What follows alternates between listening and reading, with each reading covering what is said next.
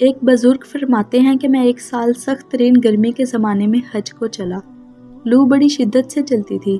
ایک دن جب میں وسط حجاز میں پہنچا تو اتفاقاً قافلے سے بچھڑ گیا اور مجھے کچھ غنودگی سی آ گئی۔ دفتن آنکھ جو کھلی تو اس جنگل میں بیابان میں ایک آدمی نظر آیا تو جلدی جلدی اس کی طرف چلا تو دیکھا ایک کمسن لڑکا تھا جس کی داڑھی بھی نہ نکلی تھی اور اس قدر حسین کہ گویا 14ویں رات کا چاند ہے، بلکہ دوپہر کا سورج اس پر ناز و نعمت کے کرشمے چمک رہے ہیں۔ میں نے اس کو سلام کیا۔ اس نے کہا ابراہیم وعلیکم سلام۔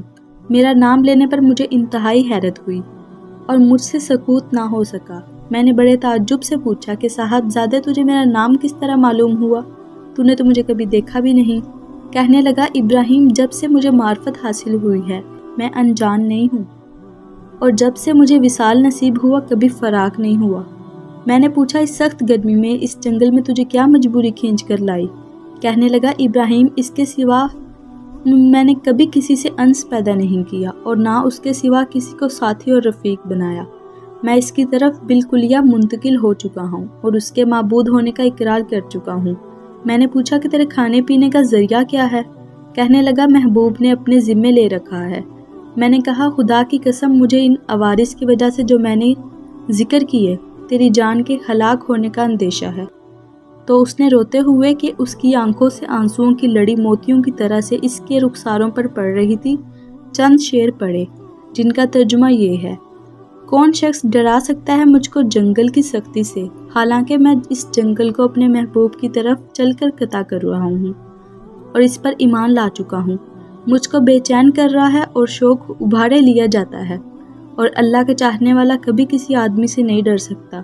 اگر مجھے بھوک لگے گی تو اللہ کے ذکر میرے پیٹ بھرے گا، اور اللہ کی حمد کی وجہ سے میں پیاسا نہیں ہو سکتا، اور اگر میں ضعیف ہوں تو اس کا عشق مجھے حجاز سے خراسان تک یعنی یورپ سے پنچم تک لے جا سکتا ہے۔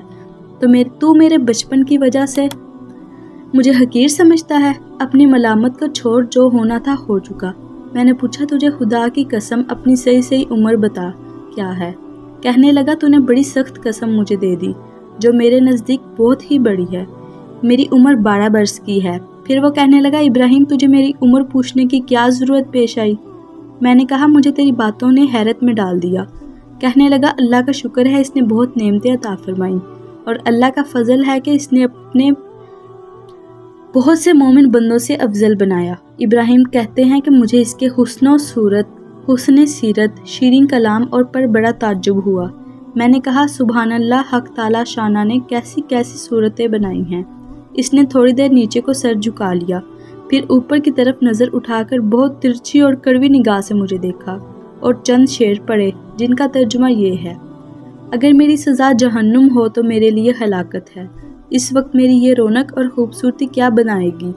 اس وقت میری ساری خوبیوں کا عذاب عیب دار بنا دے گا، اور جہنم میں طویل عرصے تک رونا پڑے گا، اور جبار جل جلالہ یہ فرمائے گا اور بدترین غلام تو میرے نافرمانوں میں ہے، تو نے دنیا میں میرا مقابلہ کیا، میری حکم عدلی کی، تو میں تیرے عہد و پیمان کو جو ازل میں ہوئے تھے بھول گیا تھا، یا میری قیامت کی ملاقات کو بھول گیا تھا۔ اے ابراہیم تو اس دن دیکھے گا کہ فرمانبرداروں کے منہ 14ویں رات کی طرح چمک رہے ہوں گے، اور حق تعالی شانہ اپنے اوپر اسے انوار کے پردے ہٹا دیں گے، جس کی وجہ سے یہ فرمانبردار اس پاک ذات کی زیارت سے ایسے مبہوت ہو جائیں گے کہ اس کے مقابلے میں ہر نعمت اور ہر راحت کو بھول جائیں گے، اور حق تعالی شانہ نے ان فرمانبرداروں کو ہیبت اور خوشنودی کا لباس پہنائیں گے، اور ان کے چہروں کو رونق اور شادابی عطا ہوگی۔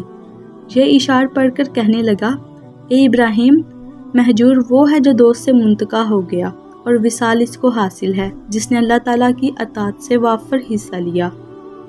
ابراہیم اپنے رفقا سفر سے بچھڑ گئے ہو؟ میں نے کہا ہاں، میں ایسے ہی رہ گیا تھا۔ تجھ سے اللہ کے لیے سوال کرتا ہوں کہ تو میرے لیے دعا کر کے میں اپنے ساتھیوں سے جا ملوں۔ میرے اس کہنے پر اس لڑکے نے آسمان کی طرف دیکھا اور کچھ آہستہ آہستہ زبان سے کہا کہ مجھے اس کے ہونٹ حرکت ہوئے معلوم ہوئے۔ اس وقت مجھے دفتن نیند کا جھونکا سا آیا، بے ہوشی سی ہوئی۔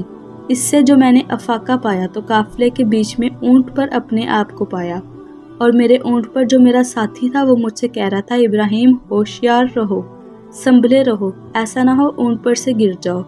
और इस लड़के का मुझको कुछ पता ना चला कि वो आसमान पर उड़ गया या ज़मीन के अंदर उतर गया। जब हम सारा रास्ता तय करके मक्का मुकरमा पहुंच गए और मैं हरम शरीफ में दाखिल हुआ तो क्या देखता हूँ कि वो लड़का काबा शरीफ का पर्दा पकड़े हुए रो रहा है और चंद शेर पढ़ रहा है, जिनका तर्जुमा ये है, मैं काबा का पर्दा पकड़ रहा हूँ और बैतुल्लाह की ज़ियारत भी कर रहा हूँ, लेकिन दिल में जो कुछ है इसको और राज की बात को तो मैं खूब जानता है। मैं बैतुल्लाह की तरफ पैदल चढ़कर आया हूँ, कहीं सवार नहीं हुआ, इसलिए कि मैं बावजूद अपनी कम सिनी के फरीफ्ता आशिक हूँ।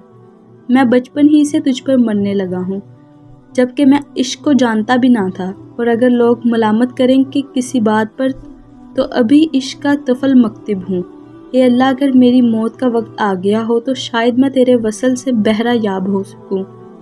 इसके बाद वो बेख्तियार सजदा में गिर गया और मैं देखता रहा और इसके बाद इसके पास गया। इसको हिलाया तो वो इंतकाल कर चुका था। रज़ियल्लाहु अन्हु व अर्ज़ा इब्राहिम कहते हैं कि मुझे इसके इंतकाल का बड़ा सख्त सदमा हुआ। वहाँ से उठकर अपनी क़यामगाह पर आया और इसके कफन देने के लिए कपड़ा लिया और मदद के लिए 1-2 आदमी साथ लिए और वहाँ पहुँचा जहाँ इसको मुर्दा छोड़कर आया था।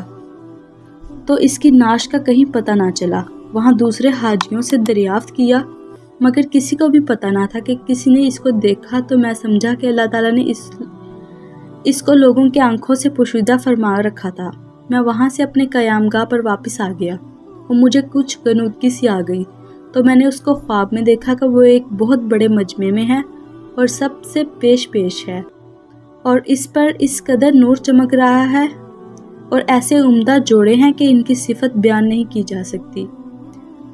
मैंने इससे पूछा कि तू वही लड़का है? कहने लगा मैं वही हूँ। मैंने पूछा क्या तेरा इंतकाल नहीं हुआ? उसने कहा हाँ हो गया है।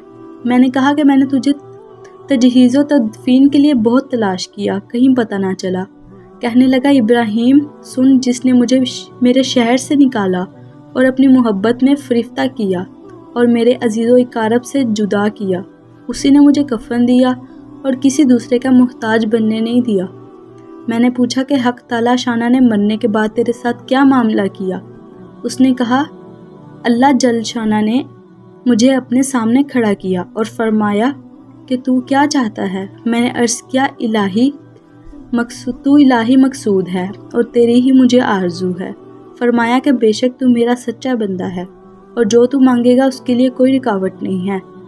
मैंने अर्ज़ किया कि मैं ये चाहता हूँ कि मेरे ज़माने के तमाम आदमियों में मेरी सिफारिश कबूल फरमा ले। इरशाद हुआ कि इन सब के बारे में तेरी सिफारिश मकबूल है। इब्राहिम कहते हैं कि इसके बाद उस लड़के ने ख्वाब में मुझसे रुखसती मुसाफा किया और मैं नींद से बेदार हो गया। मैंने हज के जो अरकान बाकी थे वो पूरे किए, मगर उस लड़के की याद से और उसके रंज से मेरे दिल को करार ना था।